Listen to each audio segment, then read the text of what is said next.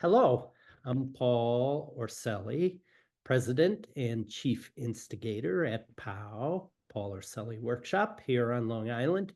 And I'm super happy to be joined today by Lindsay Bartholomew. Hi, Lindsay. Hello. How are you doing? I'm fine, thanks. Thank you for having me. You bet. I always like to start, or I often like to start, Lindsay. I think it's interesting for people who watch the videos to find out about people's backgrounds and how they got involved in this multifaceted business of ours. So why don't you tell us a little bit about how you got into this business and what brought you to where you are now? Sure. It's a it's a windy path, but kind of a fun story. Um, Growing up, I wanted to be an astronaut, still do, really. I figure I'm going to go to space one day. Have to pay for it probably. But I wanted to be an astronaut, so I got into physics and astronomy, and but then when I was doing that research, I thought I didn't really want to do research formally. I didn't really want to do education formally, but how do I still do both? Because I still love the science, still love the learning. And one day I had the epiphany of science museums. And so I've ended up in science museums. And as you know, Paul and I met at the Museum of Science doing a project there when the new museum was opening. And I am now at the MIT Museum in Boston and or in Cambridge. And right now, I'm an exhibit developer there. And on the side, I've recently did a big checklist, a check off thing on the life checklist of writing a children's book. And so I have many stories to tell. Awesome. Well, maybe we'll hear some of them, but the one I guess we want to segue into right now is that aforementioned children's book. What prompted you to write a children's book first, and then secondly, what's the focus of this particular children's book? Yeah, so I have a pretty picture right here of me and my daughter on the cover of I love you bigger than everything that's big. And I never thought I would start with children's books. I thought about science, I thought about travel, but becoming a mom as well, it just started with my daughter and I saying goodnight. Every night we would say, I love you bigger than something. And after we'd gone to New York one weekend, it was, I'd love you bigger than the Empire State Building. And my background is astronomy. So one day it was, I love you bigger than Jupiter. And it became a different thing every day. And one day it just became, I love you bigger than everything that's big. And I was like, that sounds like a book title that other people might think is cool too. So that's the way it started. And then it just became a thing where I was thinking about how you can go on an adventure in your imagination, and that's sort of the mother and daughter having a moment at bedtime. Well, it's interesting if you think about many, if not most, children's books. Many of them come from parents or adult caregivers, sort of making up stories or having a bedtime ritual, like you mentioned with your daughter. And then it's like, wow, that would be a great idea for a book. So, how old is your daughter? She just turned 8, and then I have another daughter who is 4 as well. Awesome. Mhm. Maybe a bedtime ritual with the younger daughter will create a new book. So Yeah. how do you translate this bedtime ritual into actually creating a physical book that was published? Um, well, one thing I worked with an illustrator named Sequoia Bostick, who's from Cleveland, and she did an amazing job of super expressive and super colorful. And and one thing sort of was an inspiration for me is what I think is the best music video of all time, which is Aha, Take on Me.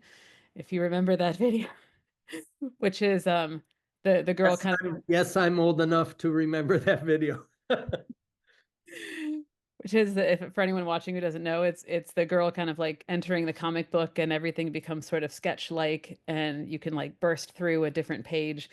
Um, so you'll see in the book there's kind of this like bursting through the page effect. So each page you can kind of see a little snippet behind the burst through page of the previous adventure that you were on. So I was just thinking of, I love you bigger than this. I love you bigger than everything that's big. And there's sort of a rhythm like that to the book. So each page is a different part, of the story. And um, one of my favorite lines in the book is about bigger than the universe, of bigger than all of the time in the clocks, bigger than all of the land and the rocks. And um, so there's a rhythm and a rhyme to it, and actually one of the things that came up sort of not in a planned way was when the illustrator asked if this was meant to be me and my daughter in the book, and I said, yeah. And she said, do you want your hands represented? And I was born with unique hands, as was my daughter. And it occurred to me that there are so many books out there, maybe with people of physical differences, people of developmental, people of otherwise perceived differences in one way or the other. And I was started thinking about how often books have people with differences where the story is probably at least in part about that. And I thought, how come books can't have people with a difference in one way or the other where the book isn't about that at all? It's just about people living their lives as they do. And but that is just apparent somehow. So at the end of the book, you'll see a little note of me and my daughter next to a picture of me and my daughter holding hands. And it sort of says a note about, you may have noticed, you know, the characters' hands in the book are different. And, really it's just about you can be a part of any story you want to be a part of. Yeah, I think I think that's a great thing about the book. Like as you say, many books or even programs or exhibits in museums, the particular focus is on differences or different abilities, and that's not what that's not what this book is about. It happens that you and your daughter have differences that people might notice, but that's not the particular focus of this book, which I think is great. And I think it's definitely something that sets it apart in a positive way. Yeah, I hope so. I think it's interesting for me, of course, growing up, having been born a little bit differently, when kids ask, having worked at museums for a long time and having worked in informal and formal education for a long time, kids ask, people ask, and it's understandable. If it wasn't me, I'd be curious too. And but a lot of times people say, "Why are your hands like this?" And I'll tell them, and then they're like, "Oh, okay," and then they sort of move on because the question was answered, and life goes on. So I'm hoping that I would love to write more stories, kind of using this as a jumping off point of people maybe having one way or the other a difference, that they're just living their lives in the story. So I'm just curious. I don't know how, if at all, the difference is related to your hands, how that impacts or influences your moving around in the world of museums or informal education. I mean, aside from what you mentioned, like if you were working out on the museum floor and someone was curious and asked you about your hands. Yeah, it's actually been really interesting because it helps me I think in a more personal way about the types of experiences we develop in museums. And so at the MIT Museum right now, I have been a part of with lots of people who across all departments, who have all the best things, at heart, but trying to lead the charge in a lot of ways on some of accessible and inclusive design initiatives in the museum. And so that's been really, really fun to have that be something that I feel like I can at least advocate for in museums. Yeah, super. So this this book, your current book, is I'm gonna say a new book or a new-ish book, but I know from communicating before this talk, you have other ideas in the hopper. So are you at liberty to tell us like what what future plans you have in store, either related to museum work or informal education work or children's books, any of those? Um, yeah, well, I love working in museums. I love the storytelling that's involved in exhibits in museums. But I do have other ideas for writing as well. Um, one of the things, as you also might recall, I've done a bit of traveling, and it's one of my obsessions in life. One of my other goals in life is to live on every continent, so I would love to do that. Um, but I have um, actually been really lucky enough to have gone on a research expedition to Antarctica, different research expedition to the Arctic Ocean.